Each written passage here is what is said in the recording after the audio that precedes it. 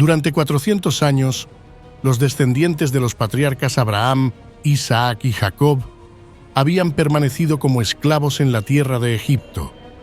Lo que comenzó siendo un refugio durante los tiempos de hambruna, terminó convirtiéndose en una amarga servidumbre bajo el yugo de crueles faraones. Las tribus de Israel se multiplicaron en gran manera, lo cual despertó los temores del déspota egipcio. Fueron sometidos a trabajos forzados extenuantes, construcción de ciudades, y el mismo faraón decretó el asesinato de todo niño varón recién nacido. Pero Dios no había olvidado a su pueblo escogido. Alzó a un hombre de nombre Moisés, quien siendo un bebé sobrevivió milagrosamente a la orden de exterminio. Fue criado como príncipe en los palacios de Egipto, pero al crecer abrazó su verdadera identidad hebrea.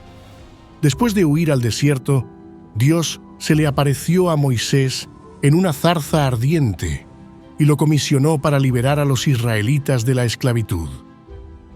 Armado tan solo con la poderosa vara de Dios, Moisés se enfrentó al faraón para demandar la liberación de su pueblo.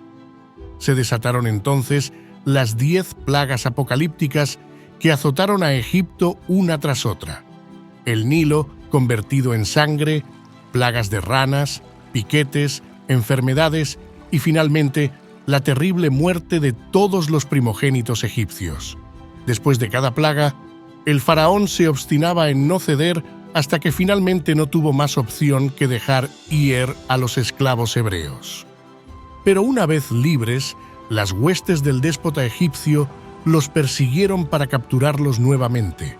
Fue entonces cuando Dios obró uno de los milagros más asombrosos de todos los tiempos. Dividió las aguas del Mar Rojo, permitiendo que los israelitas cruzaran por en medio de un camino seco para luego desplomar las paredes de agua sobre los carros y jinetes egipcios que los perseguían. Los israelitas, liderados por Moisés y su hermano Aarón, escaparon como pueblo libre hacia el desierto del Sinaí con rumbo a la tierra prometida. Habían presenciado la asombrosa gloria y poder del Dios Altísimo, quien los reclamaba como su nación escogida y especial.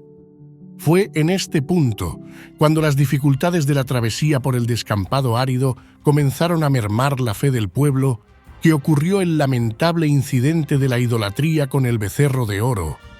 En la árida pero imponente cima del monte Sinaí, Moisés se encontraba postrado ante la gloria incandescente de Dios. Durante 40 días y 40 noches había permanecido en ayunas y rigurosa oración, recibiendo de los propios labios del Todopoderoso los sagrados mandamientos y leyes que regirían a la nación de Israel.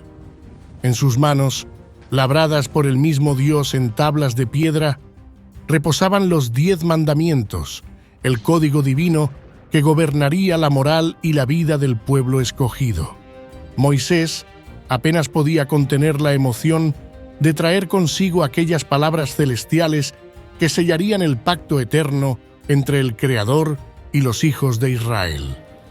Pero en el vasto campamento instalado a los pies del monte, una nube de oscuridad, idolatría y rebelión se cernía sobre las agitadas tribus. Semanas atrás, habían sido testigos de las portentosas plagas que asolaron Egipto y de la milagrosa apertura del Mar Rojo que los condujo a la libertad. Pero la larga y agotadora travesía por el desierto árido estaba agotando sus escasas reservas de fe. Aarón, el hermano mayor de Moisés, había asumido el liderazgo del pueblo durante la ausencia del profeta en la montaña. Un día, mientras enseñaba las leyes de Dios a los ancianos, se vio rodeado por un tumulto de hombres con semblantes adustos y desafiantes.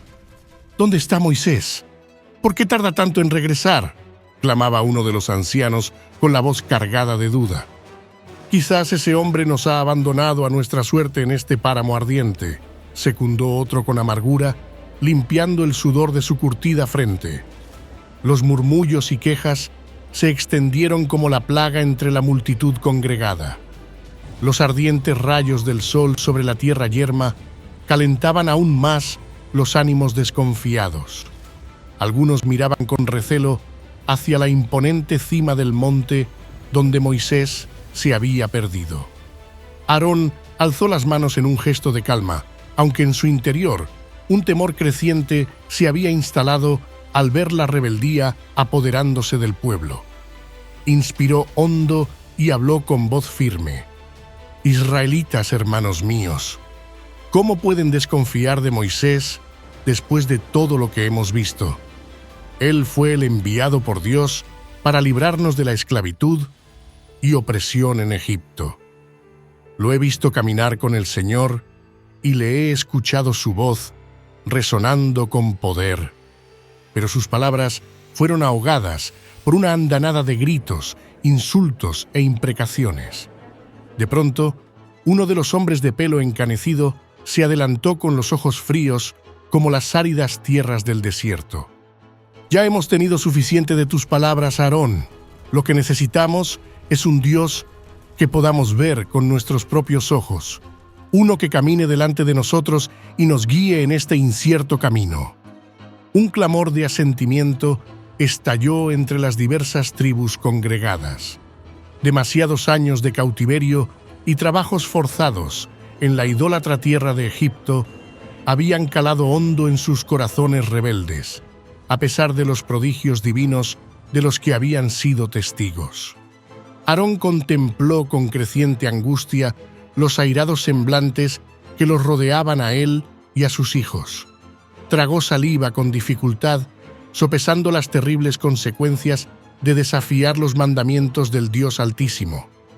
Pero también temía por la vida de su familia y de los leales ante un motín inminente. Con un profundo pesar que le carcomía las entrañas, tomó una decisión que lo marcaría por el resto de su vida.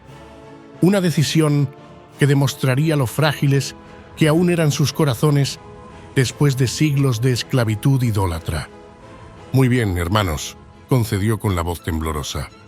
«Si es un Dios lo que desean, entonces entreguen las joyas y adornos de oro que llevan consigo para fundir un ídolo que los guíe en esta travesía». Un murmullo de regocijo y aprobación recorrió a la multitud. Al fin, tendrían un emblema que pudieran ver con sus propios ojos, algo que calmara los miedos y ansiedades que los habían estado atormentando en aquel agreste descampado. Al día siguiente, tal como lo había demandado Aarón, los hombres, mujeres, jóvenes y niños comenzaron a despojar sus cuerpos de valiosos ornamentos enjollados de oro.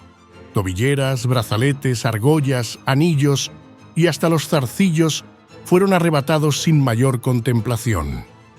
Pronto se acumuló un enorme montículo del preciado metal, resplandeciendo con una miríada de destellos dorados bajo el ardiente sol del desierto. La riqueza reunida era suficiente para satisfacer los anhelos más voraces. Con manos temblorosas, Aarón depositó los atesorados metales en un enorme crisol de arcilla para fundirlos al rojo vivo sobre las llamas de una hoguera. El sudor bañaba su curtido rostro mientras removía la abrasadora masa líquida con un palo de ramas secas.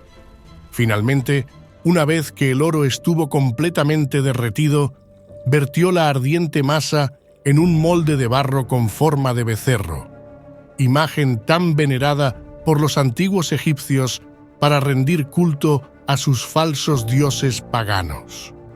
Cuando al fin el pueblo vio al resplandeciente ídolo de oro macizo, estalló en gritos y vitorees de loco regocijo.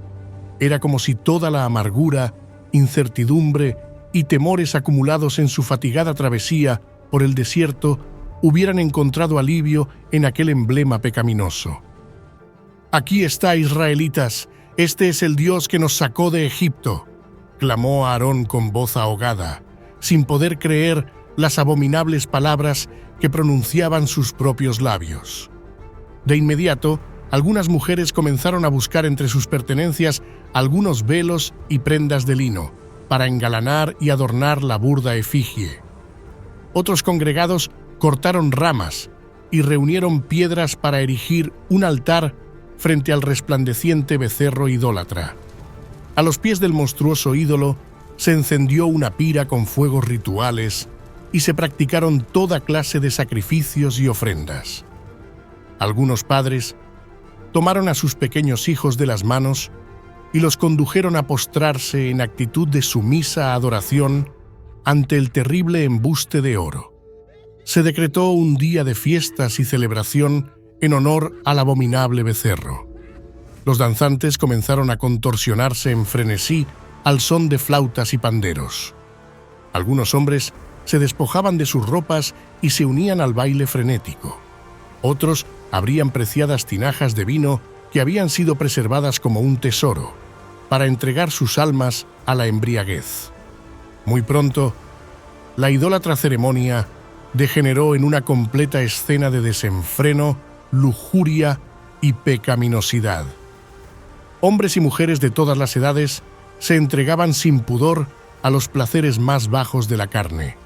Había gritos, carcajadas y cantos desaforados que se elevaban en una nube de vanagloria hacia los cielos.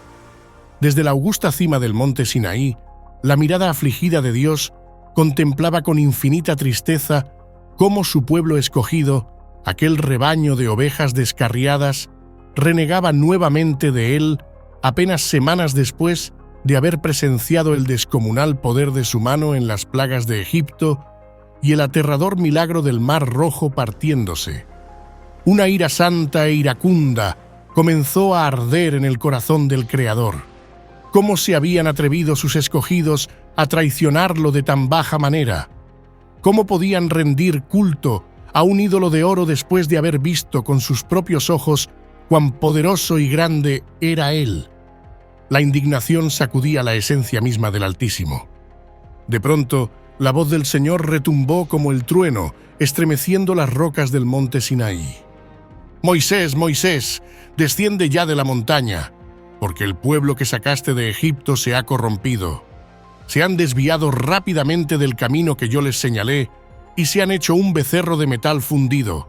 Se han postrado ante él y le han ofrecido sacrificios».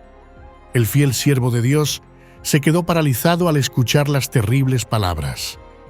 Un nudo se le formó en la garganta al pensar que todos los milagros y prodigios hubieran sido en vano. En su mente aún resonaban los estruendos de los truenos, rayos y el bramido de la temible voz de Dios que convulsionó el monte cuando Él les entregó sus santos mandamientos. ¿Cómo podían haberse rebelado contra el Dios Todopoderoso después de haber sido testigos de su gloria e infinito poder? Simplemente no lograba concebirlo. Con los ojos desorbitados de incredulidad, Moisés enfocó su mirada hacia el campamento instalado abajo. Lo que vio lo dejó atónito y horrorizado. Nubes de humo se elevaban en espirales desde una orgia de idolatría y lascivia feroz. Grititos y carcajadas obscenas mezcladas con los sones de flautas y cántaros resonaban hasta sus oídos. Y en el centro, brillando con un fulgor siniestro, se imponía la monstruosa figura de un becerro de oro labrado. Las nubes de humo de las fiestas idólatras se arremolinaban desde el campamento hacia la cima del monte Sinaí. La ira de Dios ardía con la intensidad de un volcán a punto de hacer erupción. ¿Cómo se habían atrevido su pueblo escogido a traicionarlo de tan vil manera? ¿Cómo podían rendir culto a un ídolo de oro después de haber visto con sus propios ojos el descomunal poder de su mano en las plagas de Egipto y la milagrosa apertura del Mar Rojo? «Moisés, date prisa y desciende ya», tronó la voz del Señor, sacudiendo los cimientos del monte. «Porque tu pueblo, el que sacaste de Egipto, se ha corrompido. Se han desviado rápidamente del camino que yo les ordené. Se han fabricado un becerro de oro fundido y lo han adorado ofreciéndole sacrificios». El corazón de Moisés se heló al escuchar las palabras cargadas de santa indignación. Apretó con fuerza las tablas de piedra de los mandamientos contra su pecho y comenzó a descender apresuradamente la empinada senda hacia el campamento. La escena que se desarrollaba a sus pies era de completo desenfreno y abominación. Danzas frenéticas, cánticos licenciosos, gritos de regocijo y orgías desenfrenadas en torno al resplandeciente becerro de oro. Las tribus escogidas por Dios se habían sumido en las más bajas pasiones y degradaciones idólatras, apenas semanas después de ser libertadas de Egipto. Algo estalló dentro de Moisés al contemplar aquella abyecta traición. La ira divina lo consumió por dentro y con un rugido de furia arrojó las sagradas tablas de los mandamientos contra las rocas, haciéndolas añicos. Al resonar el estruendo de piedras pulverizadas, algunas cabezas giraron y se hizo un súbito silencio entre la enloquecida multitud idólatra. Allí, en lo alto del promontorio, se alzaba la imponente figura de Moisés con la mirada encendida de justa ira. «¡Pueblo rebelde e idólatra!», reclamó con voz fuerte mientras descendía a zancadas hacia el altar pagano. «¿Cómo han podido rebelarse de esta manera contra el Dios que los sacó de Egipto con mano poderosa y brazo extendido?» Algunos comenzaron a apartar la vista, avergonzados. Otros se tensaron desafiantes, negándose a reconocer su falta.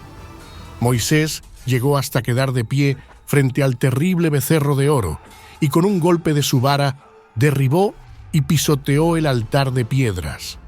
Se volvió entonces hacia su propio hermano, Aarón. «Tú, Aarón, ¿qué te ha hecho este pueblo para traer tan grande pecado sobre ellos?». El rostro de Aarón se puso lívido de temor. Balbuceó unas torpes excusas sobre cómo el pueblo se había rebelado y él solo buscó calmarlos con aquel ídolo mientras Moisés no estaba. Pero sus palabras sonaban a pretextos vacíos e insustanciales. Moisés giró nuevamente hacia la multitud y alzó la voz como un trueno. «El que esté por Jehová, véngase a mí». Al instante, todos los hijos de la tribu de Leví acudieron al llamado de su líder. Habían permanecido firmes y fieles al Dios de sus padres. Con ojos llameantes de santa indignación, Moisés les ordenó: «Poned cada uno su espada y recorred el campamento de puerta a puerta y matad cada uno a su hermano, a su amigo y a su pariente».